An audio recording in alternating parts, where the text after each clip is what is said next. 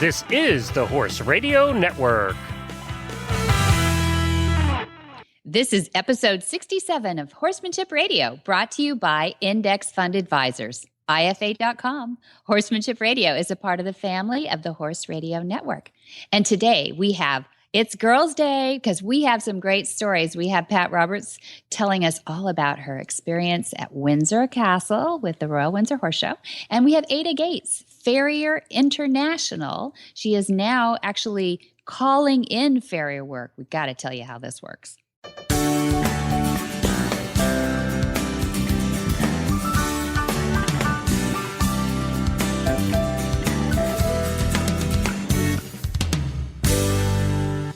This is Debbie Laux, and you're listening to the Horsemanship Radio. Thanks for joining us. Horsemanship Radio airs on the 1st and the 15th of the month, and I have my producer, Jen, with me today. Hi, Jen. Greetings, Debbie. Hey. Nice to be back.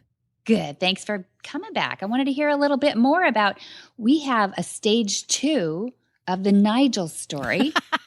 You've been holding out on me, and I want to hear this. You brave girl. It sounds like you're going to set out to do something new on top of Nigel. I want to hear about. Yes, I'm working on getting Nigel 2.0 programmed. Yeah. And among other things, this past week, I discovered that Nigel is donkey phobic. Oh, really? Yes, he is not just concerned about donkeys. He's genuinely donkey phobic.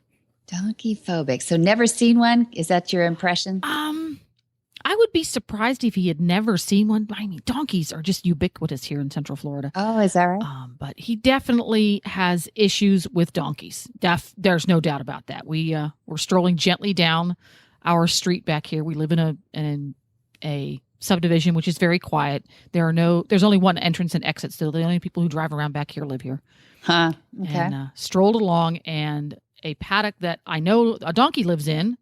The donkey, his favorite thing to do is hide behind his little Palomino horse friend. No. And whenever we get near him, what he does is he ducks under the Palomino's neck. So he pops out from underneath the Palomino at a dead gallop.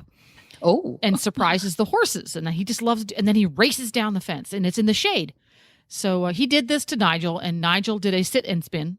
Oh. Not an easy thing to do when you're 16'2" and 1,100 pounds. Gosh, yeah. And we did it across the road. Oh. And there was skidding involved. Oh. And, Yes.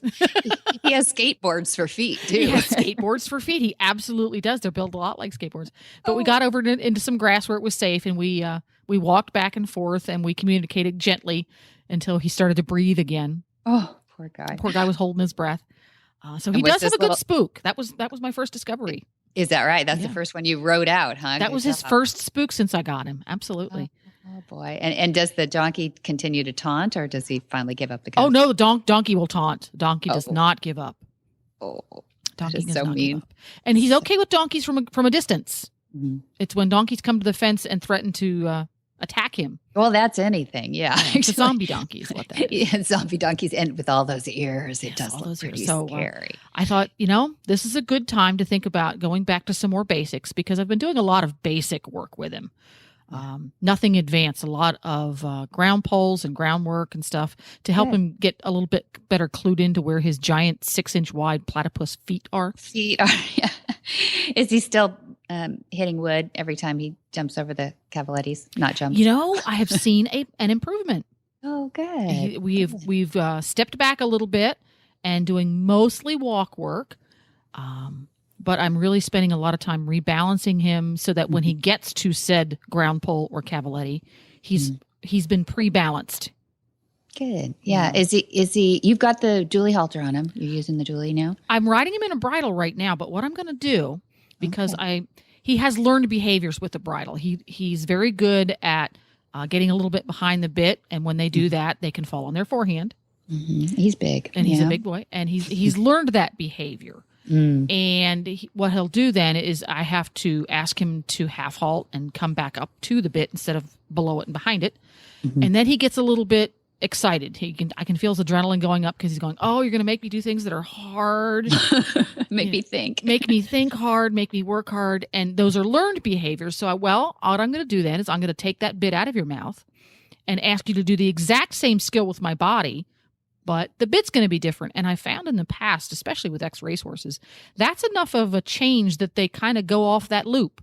Mm-hmm. You know, they're going, oh, this is a new skill, when in fact it's not. Yeah, exactly. They can't lean on it nearly as much. I mean, they don't feel that. They don't have quite the need. Mm-hmm. I mean, you can certainly ride badly and teach horses to lean on a side pull like that. I've seen people do it. You can, a human being can deaden any horse to any aid if we try hard enough. That's it. Right? So if I play my cards right, he's going to see that as a new learned behavior, and he's going to try a little bit harder to sit back onto his hocks and carry himself through those ground pulls. But I'm going to get him onto the long lines, so he's double lunging. Good. Yeah, that's a good idea. Work with the long lines first, because get him in frame. Do you have a little surcingle you can? I do. Thread through. Perfect. Yeah, I'm going to do that a little bit. And then I'm going to move that riding onto his back. And I'm going to start doing some work with the poles a little bit more random, because he's done ground poles zillions of times. And again, learned behavior. He knows that once he gets to that first pole, he can carry himself in a certain way to get through the poles, because they're pre-measured. You know, when you do a trot pole, it's always between 4 and 4.5 feet apart. And he knows that. So he doesn't think about it. He's just on autopilot. And I want him to think about where his feet are. That's where the crux of the issue is. He doesn't think where his feet are. He just goes. Yeah. And he needs to start depending on you a little bit to instruct. So when he starts listening, when you break up the routine a little bit, it's when they really kind of lean on you. He's going to ask me, well, what am I supposed to do, rather than just plowing through it? Yeah, what next? And this is a fun, interesting, and comfortable way for him. It's going to be comfortable physically, because it's not hard work for his poor malnourished body existing on cheese puffs. Yeah. But it's going to make a couch potato, but it's going to engage him mentally. And that's really what I want to engage him mentally, so that physically he can become stronger. Really good idea. Yeah. Really good idea. I want to hear some more about that too. We have for those who are using the Monty Roberts University too, there are some great freelancey kind of from the ground long lining exercises that Dad does with Chrome, with his Western reining horse. So it's really fun to see just the creativity in that, because Western reining horses, some people train them just to a routine, and my gosh, I would just go brain dead. And then there's another big horse that he uses, Bugatti's, this big dressage horse from Germany. And this horse was a real spooky horse, and it certainly didn't know much about going backwards or any of those things, dressage is all forward, you dare to do that when you're a dressage horse. Absolutely. Yeah. And this horse, he gets on the ground. He's on the ground, and he's got cavaletti poles. He ends up unclipping and just using hand gestures to back this big warm blood horse back through an L. Cavaletti's on the ground, and through a pinch in some panels. So he has a kind of an hourglass narrow area. And there's so many fun things you can do. And when, there's a little bit of intelligence in there, it's so stimulating for them too. Exactly. They have I love to stimulate them mentally. Yeah. And they start looking at you like, what are we going to do next? And this is fun. And sometimes it's hard, but it's just really, it's a fun thing to do with your horse that breaks up the routine. Yeah, exactly. And gives them a little muscling too. Oh, absolutely. It's just like doing Tai Chi or yoga for a human. You're exercising core muscles, and exercising isn't just about getting the respiration up. So many of us will trot 20-meter circles till we're blue in the face. Right. Yeah. But, we've got to do some cross training there.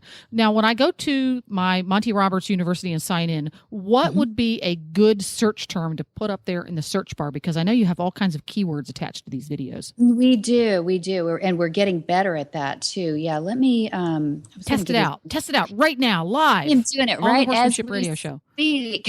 Yeah. If we were live, it would be live. So we just divided the lessons up into categories, and this would be groundwork foundational and groundwork advanced. So if you go to the groundwork advanced, you'll see some of those. Well, let me start with groundwork foundational. Be things like the dually dance, where you really get the horse watching your feet. Because just like the leader out in the herd, I was going to say the mare, but it's hey, whoever's leading that pasture is the leader out. They control the feet, and by that I mean literally you can watch them move their feet, and the other horses either back off, moving in the same pace, or go forward as driven. So anyway, things like the dually dance and the long lining and advanced long lining are really fun. The advanced long lining is what I was just talking about with Chrome, where Dad starts with the elementary procedures for advanced techniques, and then he uses ground poles, and then he does some fancy footwork in probably what you're going to be doing, which is the double lines and the surcingle, and just getting that horse in frame. And then he does extreme long lining where he zigzags, he takes them through the weave poles kind of thing, and then quality time afterward, which is really important too, Jen. We should say that out loud too. Once they've gone through this and it's like, whew, that was tiring and fun and all that, spend a little quality time with them too, just taking the pressure off. So that lesson is a really good one. I could take people to. Oh yeah, so that's just called advanced long lining. And then the other one with the Bugatti is another one is training the young horse. That's a fun one because you get to see from first saddle all the way through to the long lining session on that horse. So that's a great one for folks who have horses that have not experienced any of this before, even if it's an older horse, if he's not experienced long lining or any of this before, that's a great place to start. Yeah. Absolutely. Absolutely. Because you see that horse without a rider on, without the challenge of having to listen to a rider and all the things that are going on with that, just from the ground, start to understand how to turn left, how to turn right, and what that side pull feels like. And without the complication of legs. But then sometimes we even increase the complication of legs by just putting, we wrap up some tarp or rubber boots and throw them over the saddle, and just let those dangle around too without, there's no cues coming from them, but they're just something on their sides. So that's for the young horse. And then any of the Monty's tour demonstrations, those are amazing because that's done in front of a live audience. And you've got a pinched amount of time. You've got about 30 minutes to work with a horse that he's never worked with before. And the owner comes, exasperated, saying whatever the issue is, won't stand still for mounting, won't load in the trailer. And in, 30 to 45 minutes, the whole lesson's 10 minutes, but you get to see a condensed formula of that. You get to see how he breaks down those steps to get that horse at least on the road to getting over that issue or creating a comfortable spot for that training. So anyway, it's just really good. And people can write me, Debbie@MontyRoberts.com, and ask me for specific issues that they're having. See, that's the joy. There's somebody that they can talk to. Yeah, I'm here. And if you're a student already and you're on the uni, you can hit the support tab and guess who you get? Hello, it's me again. Debbie. Yay! I am support. And I use Debbie for support a lot, people. Don't be afraid. Oh, yeah, don't. Yeah, no, it's fun. Actually, the forum is the best in the world. I've never seen anything negative on that forum, and people help each other. So that, to me, that's the secret sauce right there, too, is we all help each other. Well, one of the other things that Nigel has going for him right now are his big flat feet. Yeah. And I do believe we've got a guest coming on today. Oh, yes, we do. Ada Gates. People are going to love Ada Gates. If you haven't heard Ada Gates before, there's nobody on earth like her, and she is the absolute top farrier on earth. She will tell it like it is. Monty's used her since the 1970s because nobody is as honest, forthright, and as talented as Ada Gates. Hi, I'm Mark Hebner, president of Index Fund Advisors and proud owner of Monty Roberts' Willing Partners graduate, He's a Sugar Bear. Investment portfolios are a lot like horses. You need to find one that best suits you, your temperament, and your stage of life. Some people might like an energetic horse and an aggressive investment portfolio, while others are more comfortable with a gentle ride and a more conservative investment portfolio. The trick is to find the one that's right for you. That's what Index Fund Advisors is all about, matching people with portfolios, risk-appropriate, low-cost, and globally diversified investment portfolios. You can find the right portfolio for you by taking the Risk Capacity Survey at IFA.com. That's IFA as in Index Fund Advisors. Or you can call us toll-free at 888-643-3133. That's 888-643-3133. In 1978, Ada became the first woman farrier licensed to shoe thoroughbred racehorses in the United States and Canada. Her unique status gave her great opportunities, including guest appearances on Late Night with David Letterman, What's My Line, To Tell the Truth, and The Today Show. Ada's also been the subject and author of many magazine and newspaper articles. Her dedication to the industry has led to many years of selfless service, including ferry liaison for the 1984 Olympic Games, official horseshoe, inspector for the Pasadena Tournament of Roses Parade, and member of the California Thoroughbred Foundation Board of Directors. She's been a presenter of various seminars there. In 2008, Ada received the Edward Martin Humanitarian Award at the American Farriers Association Convention in Lexington, Kentucky. And she was invited and served on the Farrier Committee for the All-Tech FEI World Games in Lexington in 2010. Well, welcome back. Hi, Ada Gates. Hi, Debbie. How are you? I'm great. I'm so glad to have you back on. It's always good to hear your voice, too. And I hear you've been having some adventures. What you been up to? Well, I got this extraordinary phone call from a gentleman in North Carolina. Mm-hmm. He called me and said he had a horse in Panama, a racehorse, with a suspensory problem, and that it had been recommended to him to put wedge shoes on the horse, and he'd looked all over the United States, everywhere, for racing aluminum wedge shoes, couldn't find them, called Santa Anita Racetrack all the way from North Carolina, got the stable office, told them what he needed, and they said, oh, there's only one person you can talk to. And that's Ada Gates, and here's her phone number. Good. So this extraordinary connection came through, and this gentleman told me about his horse. And he's a doctor, Dr. Arauz Dutari. He is a periodontal implant doctor in North Carolina, but he is a Panamanian gentleman and has racehorses there, and he had this issue, and he asked me if I could help him. And I said, well, let's see. Wedges on suspensories. May I please tell you, we don't want to do that. And I will tell you that when you raise a heel, it acts like the pulley gets a lot more tension over the ankle. When you raise the heel, this pulley action happens and stresses the tendons even more. And rather than resist me, he said, oh, I understand completely. I said, that's wonderful. Yeah.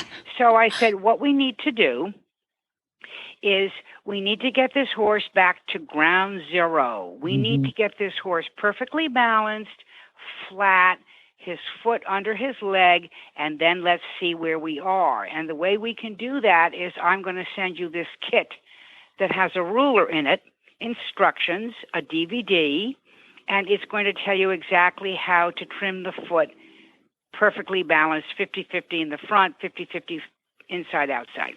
He said, oh, okay, well then what's next? And I said, well, once you get this, he said, well, I'll take it to Panama. I'm going to go down to Panama. I'll take this kit with me. I said, fine. Good and man. That's what we'll do. We're going to shoe the horse on the telephone. He said, really? I said, yes. You go to Panama, you get your team gathered, get the horse, and you call me, and on a speakerphone, I'm going to tell you how to shoe this horse. Well, not the doctor. He's got a guy down there, right? No, he had the farrier. He has a farrier and a vet, and he's got his team down there. He's got a team, good. Yeah. So he said, that's wonderful. And that's exactly what we did, Debbie. We shod a racehorse in Panama on the telephone. Oh, my gosh. Is that a first for you? Is that the first time? Yes. Good. It's amazing. Yes. And so off we went on the telephone at the appointed hour, and I said, look, and I said, he had already sent me photographs of the horse and a video of him, the horse walking towards me. Oh, good. Okay, good. So go ahead. Was he sore? Why did he call you in the first place? And why he had Go ahead. Yes. Yeah, go ahead. The horse apparently had strained his suspensory ligaments and was not doing well. Unbeknownst to me at the moment, he moved the horse from one stable over to another stable, to a new trainer and a new horseshoer and a new veterinarian. So we were going to start new in a new place. And the horse was not head bobbing lame, but he he clearly had an issue. Yeah. So I described to them all the things that I wanted them to look at before we even got started. Okay, tell us. And I said, look at the coronet and how it kind of bumps up high back at the heel. That shows he's stressing and the heel is pushing up at the coronet. Mm-hmm. Look how the foot is not underneath the leg. Look how one heel is higher than the other. He's not landing flat. Mm-hmm. Look how the angle of the pastern is different from the angle of the hoof capsule. Broken back, we don't want that. Mm-hmm. And worst of all was the heels were very high and pushed forward. So the heel was supporting the front of the leg, not the back of the leg, Mm-hmm. which is where we really need the heel to be to support the back of the leg. Mm-hmm. So we go through all of this, and I told him that the right front, it was pointing. The horse did not want to put weight on the right front. So I said, we're going to do that foot first. This horse is not head bobbing lame, but he is not comfortable. Yeah. I also want you to look at him as he's walking towards you. Look at his gait. His neck is stiff. Mm-hmm. His head is held a little high. His ears are back. The eyes are kind of glazed over. And the gait is rather short. He's in So I just want you pain. to notice all of these things. Yeah. And they did. So I said, let's start on the foot that he doesn't want to stand on because we don't want to stress him. Yeah. And so we went through the whole action of correctly trimming this foot according to measuring it. And that whole process is on Monty's extraordinary website, his university website. And if you click into farrier, I'm just one of 300 lessons that Monty has on his website. And on this, in this farrier portion, it shows you exactly what we did in Panama I what see. anybody can do.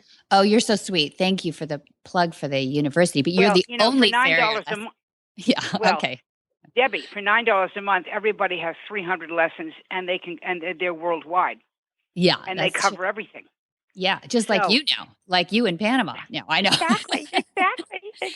But you know what? So, I love that you're scientific about it too, because there's so much craziness out there, Ada. We don't know what to listen to anymore about trimming our horses. So tell them about a little bit about the measuring and why that's such a universal science, that it really is the one thing you can grab in a horse's hoof. Well, you have to ask yourself, if a contractor is building your house, does he just kind of look at the foundation and say, gee, it looks level to me?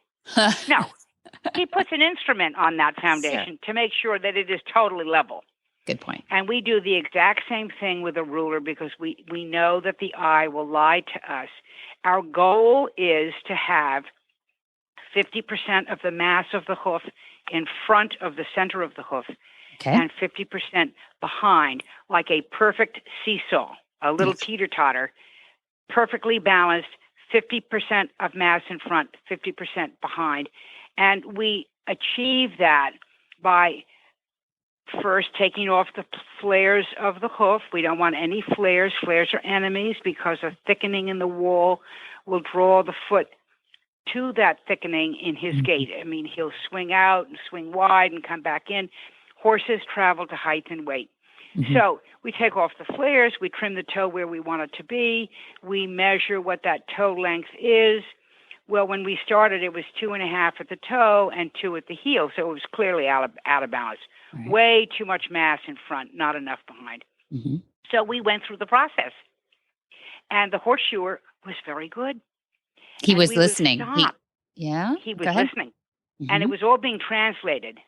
Oh, yes, the doctor right. had flown to Panama, and he had me on speakerphone, and I was speaking English, and then he was speaking Spanish to the. You had a doctor being your interpreter. That's great. Yeah. Amazing. And so we finished the job, and I said, "Now look, before you put that foot down, stop when that horse puts his foot down on the ground in a perfectly, now has his heel back behind his leg and his toe is not way out in front of him. He's perfectly balanced. Look at his body. Excuse me. Watch his body. Look at his neck. Look at his head. Look at his ears. Don't look at the foot. So here we go. The horse puts his foot down. Immediately, the horse drops his head. His ears go forward. His eyes soften. He starts licking and chewing, which is what I told them he was going to do. And he also let out a huge exhale of air. Oh, yeah, that's good. Yeah. Sometimes they do it, sometimes they don't. And when they exhale, you know. Yeah, he's relieved. They're really falling into a deep relaxation and comfort. Mm-hmm. Well done. So did he say muy bueno or did he say gracias or something? Well, he started crying out. He said, "Oh my God, my horse is doing this. I wish you could see it. I wish you could see it." I said, "I do see it. I see it in my heart's eye." Yeah. Oh, that's nice. Yeah. I know exactly what he's doing. Yeah. Because you've done a million of these. Yeah, they can't lie. That's it. And they tell us so much if we can read that language. Yeah. Well, you're extraordinary at that. You know, you ought to get a Skype. I can see a business now where you get people calling and say, "Here's my Skype. I'm going to point it at I got you my iPad or something and point it at the horse, you know." And what's keeping you from internationally doing shoeing all day long? I think this is a good start. Anyway, we did the other foot. And the horse, he just couldn't stop licking and chewing. Wow. So then they walked the horse for me, and they filmed the horse coming back. And his head was way almost on the ground. His body was undulating and rhythmic when before it was tight and stiff and had no rhythm to it whatsoever. And he was, even as he came up to the camera, he started licking and chewing again. Oh, how cute. That's your reward, isn't it, Ada? Yeah, that's the reward. The doctor was beside himself. I would be. Yeah. He was so great. excited. When you get it right. Oh, yeah. He was so happy. And even the night before, you know, they had all watched that DVD from Monty's website. You know, they had taken the trouble to educate themselves the night before. So it wasn't really, you know, a cold call, so to speak. They knew what was waiting for them. They just needed me to help them through step by step to do it. Perfect. And they did a great job. Perfect. Well, so did you. And great that you had an extension of an arm of a good farrier that would do what you asked him to do too. I had a couple of questions because some people may not have heard your earlier interviews or may not know the science behind, but some people, when we're talking about the hoof, we're a little confused sometimes about what naturally occurs in an individual horse's hoof and what occurs because of human intervention, you know, when we're shoeing the horse or whatever. So there's hoof conformation, and I think we can safely say that is influenced by humans. And then there's hoof anatomy, which is the natural way that the horse's hoof is going to grow. Where does that line divide when you work with a horse? How much are you overcoming hoof conformation because you're fixing something that a farrier did versus working with the horse's hoof to make it just more optimal than maybe his natural growth? Well, that's a very good question. I hope I understand it correctly. The hoof is going to reflect the leg.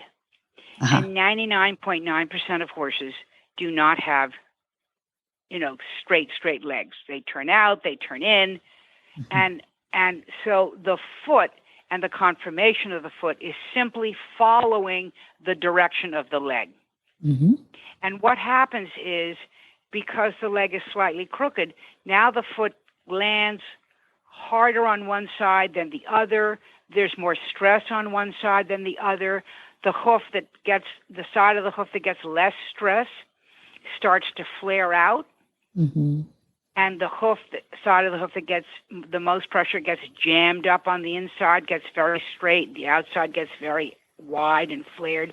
And what we want to do, our goal is to take away all those flares, have an even hoof wall all around, have 50% of the mass in front of center, 50% behind, and instantly, that foot is under the leg. So It's you're not not taking 2 months to trim and No, and you grow one time. No, Yeah. you just do it one time. You Okay. do it. It's done in 30 minutes. Yeah. And you go all the way. Your father said, "Oh, Ada, you're not gonna do that all at once." I said, "Oh, yes, I am. Watch this. This horse is crying to be right." Yeah. Right. That's it. And so the horse that's left unattended is just going, with his crooked leg, is just going to grow a crooked foot. So all we do is pull that foot back into a, perfect roundness and a perfect 50-50, and it automatically puts it under the leg. And then you have to keep it up. You have to trim, 21 days, 30 days, 60 days, 80 days. It just depends. You have to look at it and make sure that you maintain that trim correctly. Are some of the normal feet, are they breed specific too, or I guess some discipline probably creates some issues, but no breed has. Yeah. Okay. All right. Nope. Good. Well, a Clydesdale has a big, wide, flat foot, and a little quarter horse has a kind of round, cuppy foot. But the center of the foot, forever and ever until the end of time, is 3/4 of an inch back from the active tip of the frog. Whether See, it's that's a so foal or a interesting. Clydesdale. Isn't that I have no interesting? idea how that happens, but it is totally true. Yeah. Explain how you measure, how you created that tool based on science. Well, so tell us about that. Yes, the golden mean has been in universal thought for over 5,000 years, and the golden mean is the mathematic formula that's sort of 1/3 and 2/3, but it's more specific than that. And what else do we call it? The golden mean, there's other names that is used. Artists use it when they paint paintings. The facade of the Parthenon is a perfect golden mean, and the hoof itself is a perfect golden mean. Our knuckles on our hands, the whole dimensions of our bodies are all a perfect golden mean, and there's a way to measure that, and I have a little measuring tool that just simply confirms that the 50-50 on the bottom shows a golden mean measurement from the bottom from the hairline down. It's a little complicated to explain on a phone, but it makes perfect sense when you tell us that it is something that you find in nature, and that we're trying to get to that ideal that nature has built into this cone, which is called a hoof. Right. Yeah. That's right. Yeah. That's I just love that, because it does get confusing. And when you can say things and just cut to the chase like that, to me, we are all perfectly made. Nature, God, our higher powers, whatever one wants to believe in or not believe in, we are all perfectly made. And all we need to do is allow that horse to be in his perfect balance. Yeah. And in his perfectly made conformation. Even with his crooked legs. We can't do anything about crooked legs, Debbie. He knows where his crooked leg is going. We just make sure that foot is right under that leg. That's it. So what's set for this horse now in Panama? Is he going to go back into racing? Are they happy? Well, I tell you what, this lovely doctor, Dr. Arauz Dutari, has called me and emailed me and sent me pictures and videos, and he said, this horse is so good. He's so happy, and he's going forward. And I told him, I said, this horse needs a lot of rest. Dispensaries need a lot of rest. That's it. You and your veterinarians and trainer, you're going to know when he's ready. I'm not a veterinarian, but he's so happy, and we're trying to get down to Panama. The foot's a little trashy. It's kind of mushy and humid down there, and the foot, thin-walled and not very strong.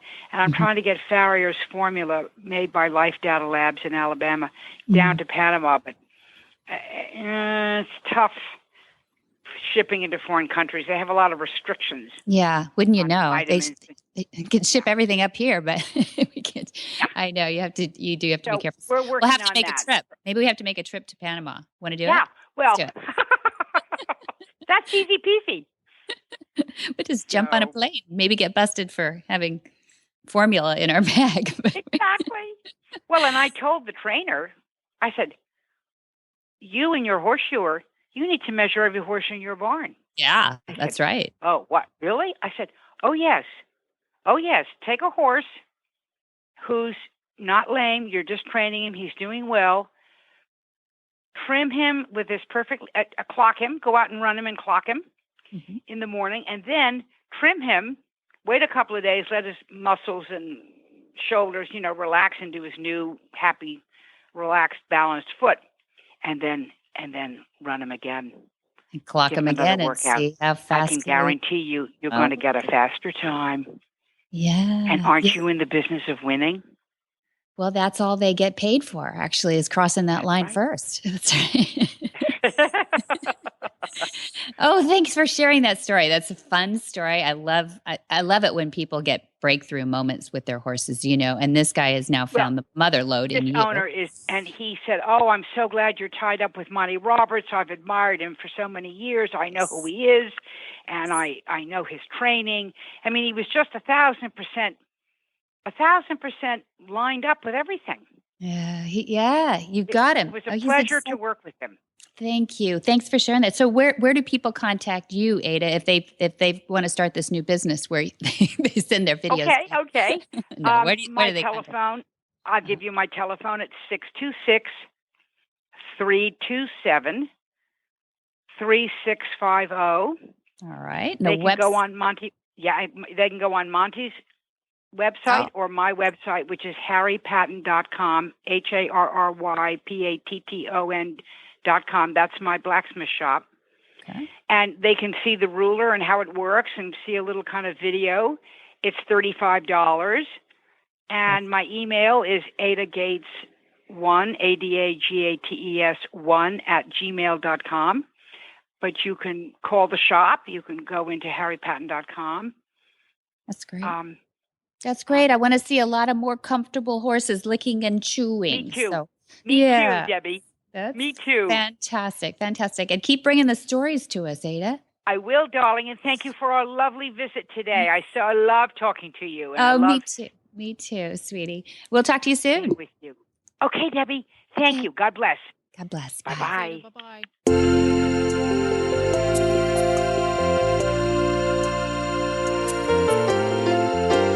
We all hear about omega-3 and how important it is for your horse's nutrition. But why? Well, simply put, horses were created to get all of their nutrition from live, natural grasses. Omega-3 is an essential fat found in many types of live grasses, and it's critical to the horse's health. If they were living on live grasses 24/7, they would be receiving enough omega-3. But in today's world, most horses are fed commercial feed and forage as their primary nutrition, and most of these are lacking in omega-3. That's where Omega Fields comes in. All of Omega Fields' flax-based products provide a balanced, essential profile of omega-3, 6, 9, and may be helpful in alleviating problems related to skin, coat, hoof, joint, and sand colic. One of Omega Fields' terrific products is Omega Horseshine. Omega Horseshine is an omega-3 stabilized ground flaxseed supplement for horses to help maintain a shiny, healthy coat, strong, solid hooves, and top performance for horses in all life stages. Omega Fields provides the best human-grade, non-GMO ground flax that can help horses with dry, scaly, itchy skin, joint pain and inflammation, poor hoof growth, allergies, and more. Don't just listen to Debbie and I. Alexandra, a customer of Omega Fields, says any horse I ever own, I will feed them Omega Horseshine, and I will recommend it to anyone. You can get your Omega Horseshine today at omegafields.com, or just for our listeners, get 15% off using the coupon code Monty2015.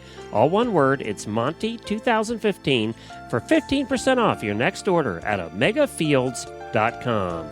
That's omegafields.com.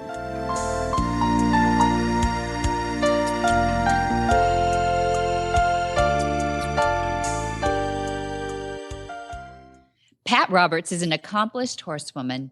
She grew up loving horses and has trained, bred, and showed championship horses throughout her life. She met Monty Roberts in grammar school, and after marrying, they began their careers in horses together.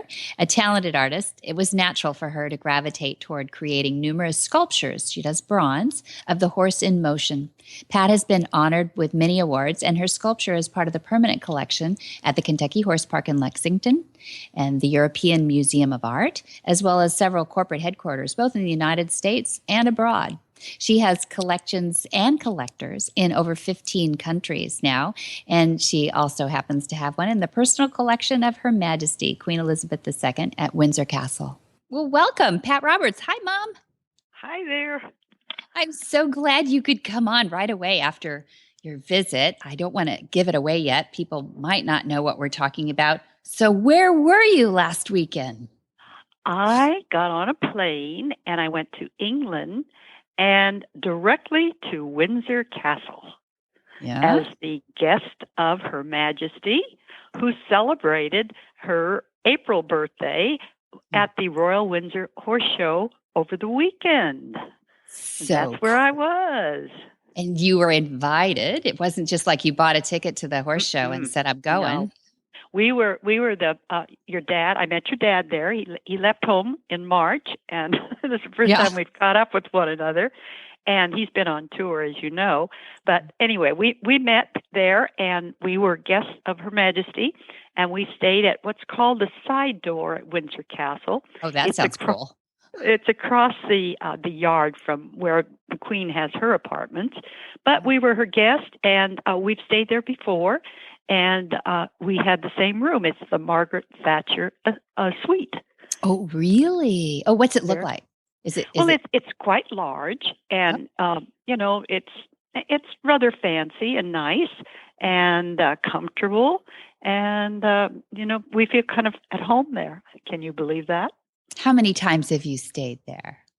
Well, we've been in the Margaret Thatcher suite now twice, but we've stayed there before, and we were in the Norman Tower, which is really interesting because that's the tower that kings and queens and princes, people that the present king or queen didn't like, were incarcerated.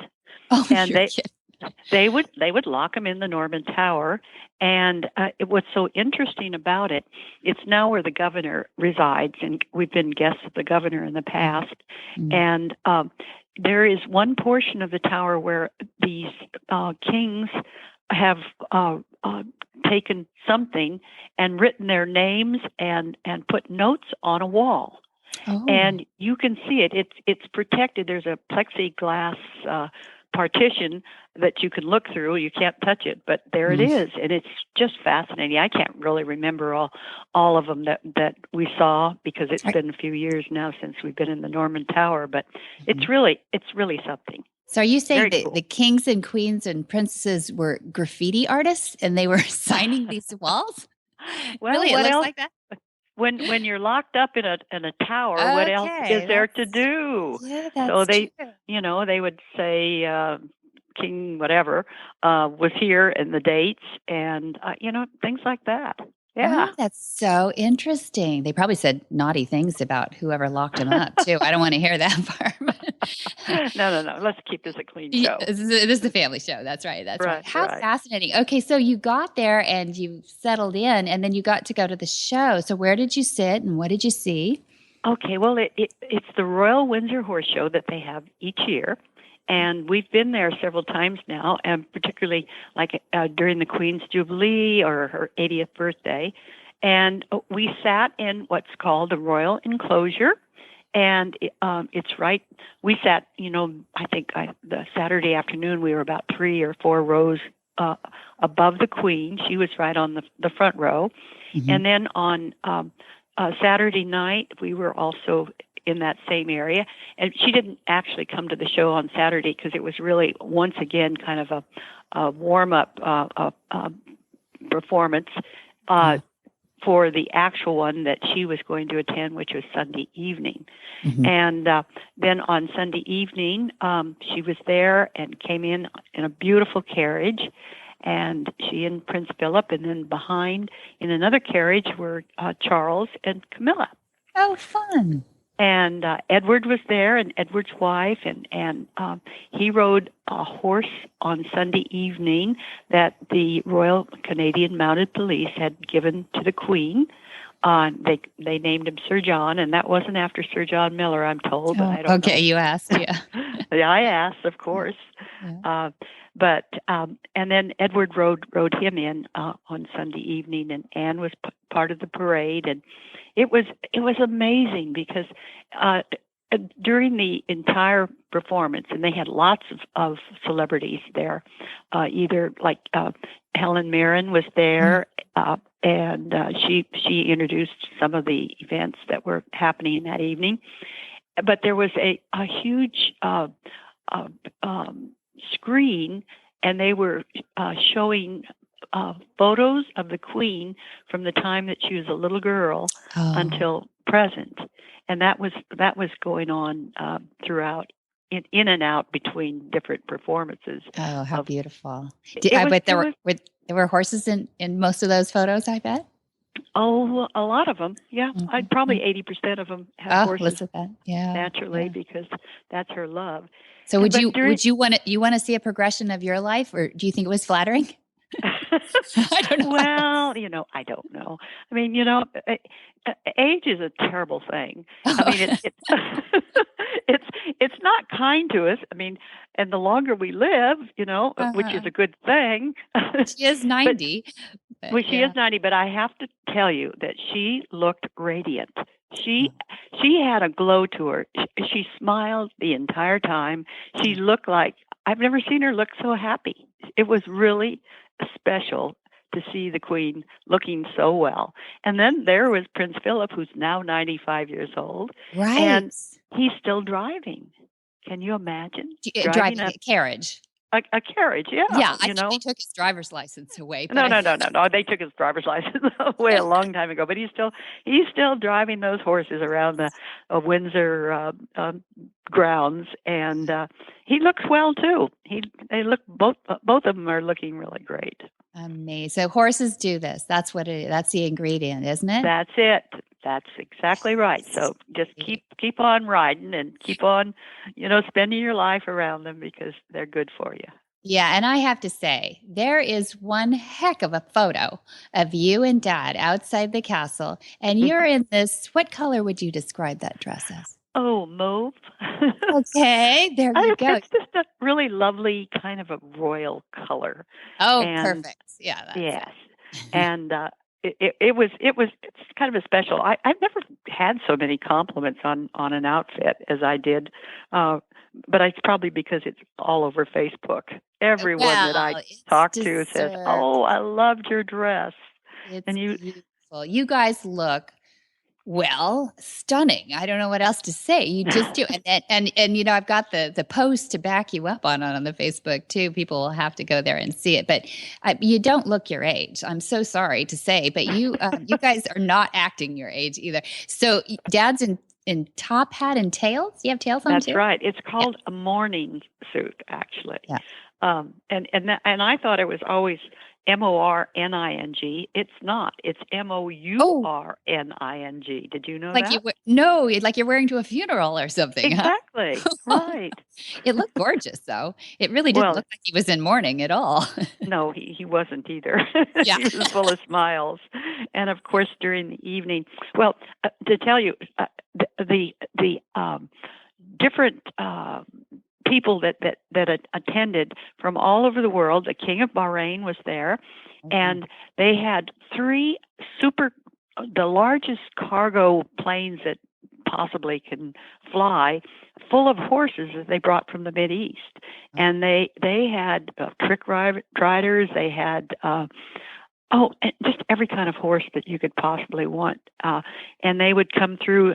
They had some people from, is it Aberdershoe? How do you pronounce that? The country? Oh my gosh, I've only seen it written. I don't know. Aberdeen or something like that. There anyway, you go. You know what rodeos, how we have trick riders and everything. Well, they did all of those tricks. They did the the one that Edith Happy used to do so well, the Hippodrome stand. They went underneath the belly of the horse, around the neck. They did the Cossack drags, and that was just one of the acts that they had. And then they had this man from France, Pignon, I believe is his name, who came into the arena with either 8 or 10 horses free, and a small pony. And it was a really wonderful act. It was just fascinating. And, just everything about the show was exceptional. They had races for kids. They had, and on Saturday afternoon, we got to see the finals of the jumping, and the USA won, which was really cool. Yeah, how nice of them to do that for you. Yeah, I heard it was really. It was very nice. They won specifically because you were there, Pat. Exactly. You think that was it? Because they have not been doing a lot of that lately. I know. Well, he won easy, and don't ask me his name because I don't really recall. But anyway, he'll probably be in the Olympics, and it's kind of a shame. I should have looked up his name, but I didn't. But anyway, we were really excited. Jen might know that. Yeah, she probably would. And then, of course, they played our national anthem, so that was nice. And it was just each day was really special. We were there for the Saturday afternoon performance that evening, and then, of course, the final one where the Queen was in attendance that evening, and everything was geared to honor her. And that was Sunday. So. For her birthday, For her birthday, that was the special one. But so she was there all afternoon for the Saturday performance, and she stayed to the very end. And almost, everyone was surprised that she stayed, but she was just having a great time. Yeah, so she just roams the grounds, I understand, because there's various shows going on. Oh, tell the story. Tell the story about Terry Pendry and her winning one of the classes, or her horse winning one of the classes, and she accepted the award. Oh, it was really super. It was one of the things that they were honoring her for and showing the public was what her interests are, and of course she has cattle and she has dogs. She's got they brought in 2 beautiful beef heifers and a couple of milk heifers, and then a little billy goat, and then her dogs that they use for hunting. And then Perry rode in with several different people on different breeds, showing the different breeds that she shows. And every year that I've been there in the morning, she's wandered around, and you would never ever think that there's any security, but of course there is. Just don't see them. It's very, very understated. But almost every year she's won classes there, and this year was no exception. So anyway, her breeding programs are doing very well. Doing well, yeah, good. Extremely. And they brought in 4 of her retired racehorses with jockeys on, and they ran them around the arena, which was very cool. And then, of course, up on the screen, they showed she has a lovely mare that I think her name is Estimate, or something like that. Yeah, that had a baby this year, and they had photos or a video of that. And anyway, I heard that was one of her top 10 favorites of all time horses, actually. Yes, exactly. And she has 2 or 3 really nice prospects that your dad started for and set the program up this year. And one of the reasons that we were invited and honored was all of her trainers were there for Sunday evening and rode in landaus across the arena while they were being announced. And at dinner earlier, I sat next to one of the thoroughbred trainer, not the jump trainer, and he said they're really happy about the horses, the way they're coming out of the program, and they're doing better than ever. So anyway, Dad's doing good work. They'll sign him up one more year to volunteer for that. Yeah, it's fantastic. No, and Carlton House, some people who have watched the the thoroughbred team that she sends around the world with these horses.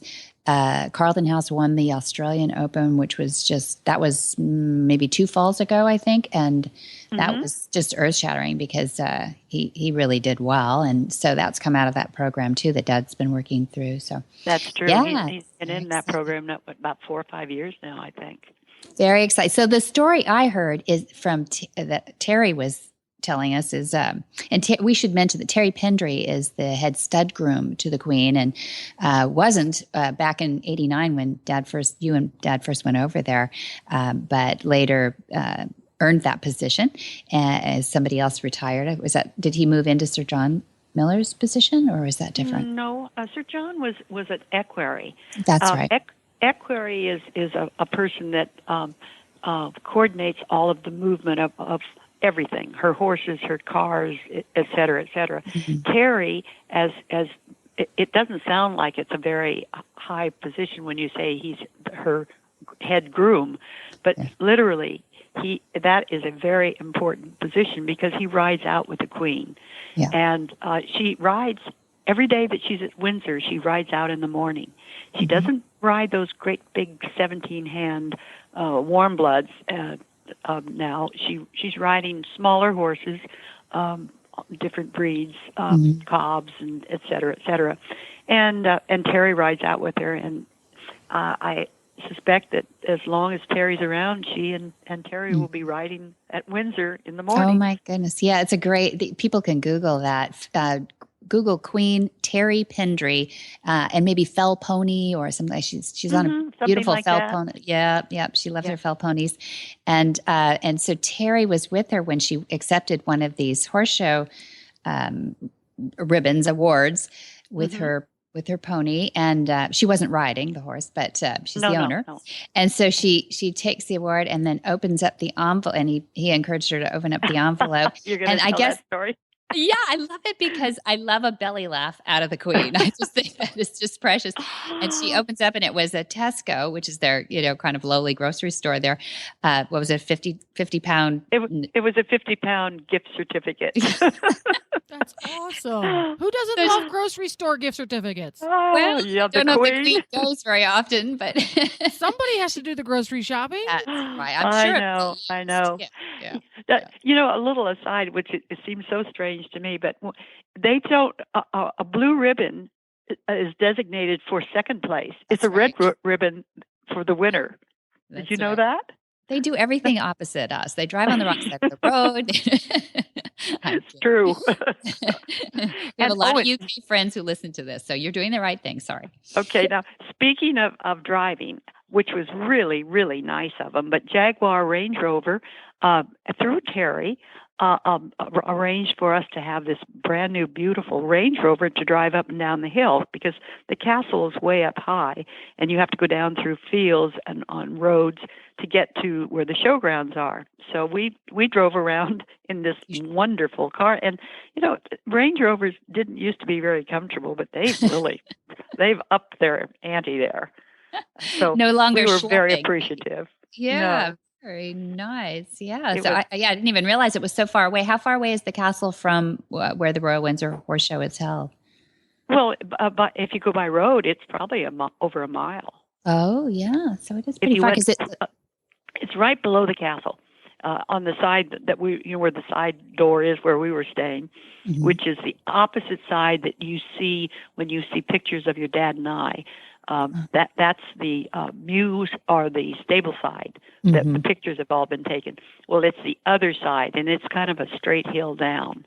And in order to get down to the grounds, you have to drive past the Queen's residence and then down the hill and around through the fields. And it's quite I'm glad we didn't have to walk. Yeah. Glad you got a Range Rover. That's really nice. Right. How fun. Yeah. People should go and see some of those photos too, because it's dramatic from the horse show arena to see the castle all lit up behind those photos, because it is up above. It's just beautiful. Yeah. It really is. And, one time, I don't know if it was the last time we were there, but at one time we were up there on the castle, I don't know, what do you call the ramparts? I guess maybe ramparts. Red and glare. We watched, and they had fireworks And we watched them from there, and they were spectacular. It was awesome. But there weren't any this year for some reason. Yeah. So, yeah. Budgets. anyway, That's all right. you're right. It's a great story. It's a great experience. Aren't you glad you got to go through it? I am so pleased. I've been so privileged, both your dad and I, to have been involved and invited personally by Her Majesty to be involved in all of these wonderful celebrations of her life. Her jubilee, her birthdays, and it's very, very special. We're lucky. It is. Well, blessed. And I should say too that you've got your bronze in the castle. There's two of them at Windsor. There's Moment of Join Up, and there's Miss Tessie, the English lady riding a side saddle, Western side saddle. Yes. So that's and when your dad visits, he sees them. He says, so they're there. They're still there. Yeah. They're still there. She has quite a collection of bronzes that people have given to her over the years, but most of them are up at Sandringham. I've seen the collection there. Beautiful. That's also where her Fabergé collection is. Oh, I'd love to see that. So it's awesome. There's a whole room for her Fabergé. Oh my! You've seen it.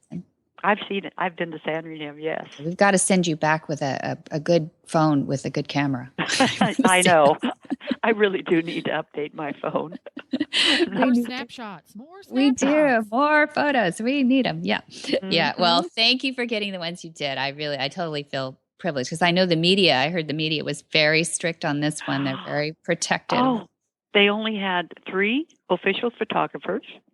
And I don't know how many videographers, but it was very tight. And I saw something that I'd never seen before when I've been there at the Royal Windsor Horse Show. In fact, when we were in the reception room prior to Sunday's evening's performance and dinner, they sent in a sniffer dog in the room. Oh, good. And then we were overlooking the grandstand and the seating, and they had all kinds of sniffer dogs going through everything. So security was much tighter this year than ever in the past. That makes me feel better, actually, because the time when we were at the Guards Polo on the Windsor Polo Grounds there, I couldn't identify any. I mean, it was just amazing. It's relaxing, but it's kind of nerve-wracking too when you don't think there's any security around you. Oh, I know. The first time, I don't know how long ago, but it was a long time ago. One day I was in the Mews, and here goes the Queen, or here comes the Queen and Prince Philip, and in a Jaguar, and the Queen is driving, and they head off to town by themselves. There was no one around. But times are a little bit different too now. Yeah, so I don't know. That might have been the first time I was there, which was back in 1989. 89, yeah. No, I think she's been snapped a few times in her Range Rover without any. She's just driving. Yeah, sneaks out. Mm-hmm. She sneaks out. She's got moxie, the Queen. She's got. Moxie. She does. I love it. She does, and she's just very independent. She's Anyway, she's a great lady. We admire, and she's beloved by most people. And your dad feels that she's the greatest influence in the world at this point with regard to the treatment of horses and people. Mm-hmm. So, I think so too. Yeah, generations now. My goodness, she has. She's been supportive. Well, great. Yeah. Well, thanks for sharing that story, Mom. It's really precious to hear it from somebody who was there. Well, it was my pleasure. Good. We'll have you back for the next round, whatever that may be. You guys we have to keep up with you. Well, okay. Thanks, Pat. This is a lot of fun. Yeah. Hey, you're welcome. It's great talking with you, both of you. Bye-bye. Okay. Bye-bye. Whisper the language of the herd. Listen, you don't have to say a word. It's time for Jamie Jennings to fetch an email from Monty Roberts' inbox and share a morsel of Monty's wisdom in a little segment we like to call Ask Monty. Leave this world a better place than mine. The magic in the language of the herd. Dear Monty, why do you dislike single line lunging? Monty's reply. It is my strong belief that single line lunging is the second worst piece of horsemanship on earth, second only to striking a horse to produce pain. I know this is a bitter pill for many people, but if you consider the matter properly, you can only conclude that I am right. In demonstrations, I consistently show how horses that have been single line lunged for significant amounts of times are truly habituated to a pattern of travel that is injurious to mind and body. Every horse that is single line lunged for more than 30 days or so will travel with its head to the outside of the circle. This one act sets the pattern for complete anatomical malfunction. Once the head is outside the circle of travel, the spine must then take a curve opposite to the circumference of the circle on which the horse is traveling. When the spine is curved inappropriately, then the pelvis attachment and the shoulders are acting in an uncoordinated fashion. What this means is that two main muscle masses of the horse's anatomy are working one against the other, while they should be assisting one another in harmonious effort. I use a surcingle with side reins that have elastic in them. Schooling the horse to travel with his head directly in front or slightly inward to the circle, I gradually tighten the side reins until I achieve bilateral symmetry. At this point, I put two lines on the horse so that I eliminate the weight of one line attached to the horse's head. With two lines, I can easily control the rear leads so that the horse does not travel disunited. For more of these insights into good horsemanship, go to www.montyroberts.com and click on the orange banner that says Get Free Horse Tips. Hi, I'm Monty Roberts, and I'm dedicated to training horses without pain. You can learn to do it too on my Equus Online University. Western, English, the beginner, or the advanced rider, it doesn't matter. You can connect with other students online too, on our forum, and there's a new lesson every week.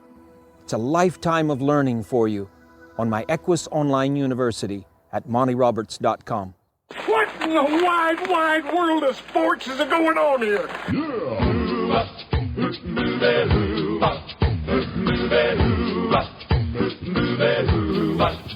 Where in the world is Monty Roberts? Monty is looking forward to meeting some new friends, two-legged and four-legged too. And July, we have upcoming really quickly now, we have the Monty Special Training with a translation in Portuguese. That's July 17 through 21. And then right around that corner, we have August 1 through 5, a Monty Special Training, the one that he does annually at Flag Is Up Farms in California. And then August 22 through the 2nd of September, we have another, the second annual Gentling Wild Horses course at Flag Is Up Farms. And then September 9, we have right there at Flag, we have a Friday Horse Sense for Leaders. And then we roll right into that weekend, September 10 and 11, with a Wild at Heart with Monty and Pat. And that's a fun weekend where we do lots of adventures. And then September 24 through 25, we have a Riding with Respect. That's where we take the join-up concepts and we say, what do those look like up in the saddle? Ooh. Do you ever do any video feeds of those?